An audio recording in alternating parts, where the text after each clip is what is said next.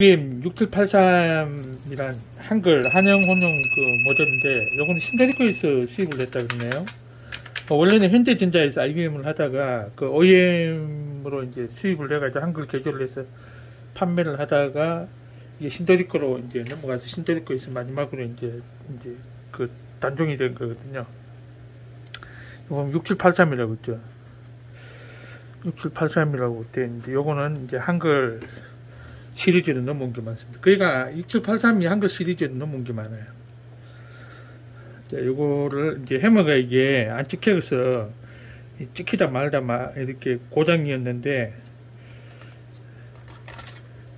나중에 사진을 같이 올려놓겠지만은 보면은 이 싹 분해를 했어요. 이게 굉장히 어렵습니다. 이 분해하는 것도 어렵고 연장도 특수 연장 아니면은 이 타자기는 수리하기가 거의 힘들어요. 일반 사람들은. 그래서 이 타자기는 이거 수리하려고 분해를 하면은 더 고장나거나 아예 망가뜨리니까 이거는 전문가한테 저희 같은 사람한테 맡기셔야 됩니다. 이거는 보기보다 굉장히 수리가 어려워요. 지금 이 안에 소울로 다 수리를 했고요. 소울을 수리하면서 이 안에 세척을 다 했습니다. 그리고 이것도 수리를 했고요.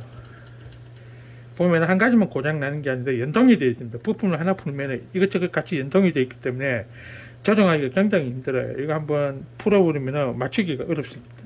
그래서 웬만하면 고치려고 하지 마세요. 이거는 고치려고 하면 거의 100% 뭐 99%도 아니고 100% 그냥 망가뜨립니다. 테스트 해볼게요.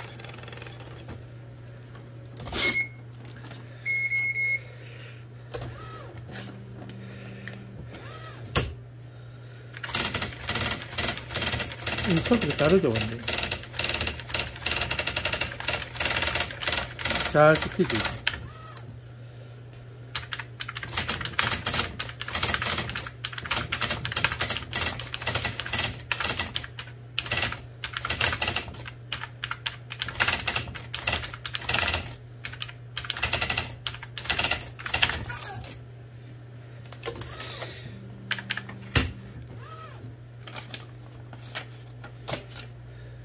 이 수리하는 기사들은 거기가 독수리 타법을 많이 써요.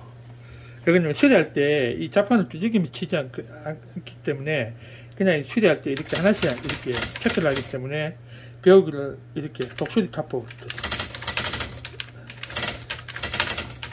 대한민국 이게 버릇이 돼가지고 이 자판을 다 안 써요. 수리할 때는 이렇게 치지 이 자판을 짚어가면서 확인을 잘 안 하거든요.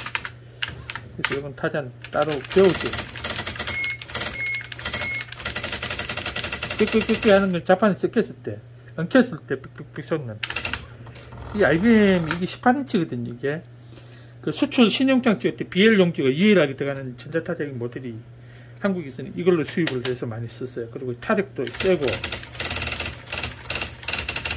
삼성 TQ12에 뭐 이런 타자기는 이게 비교가 안 됩니다. 이 때리는 거라든가. 그래서 옛날에 이건 먹지대고 막 쳤거든요. 느낌이 다르죠. 잘 돼요. 수리가 완료된 겁니다.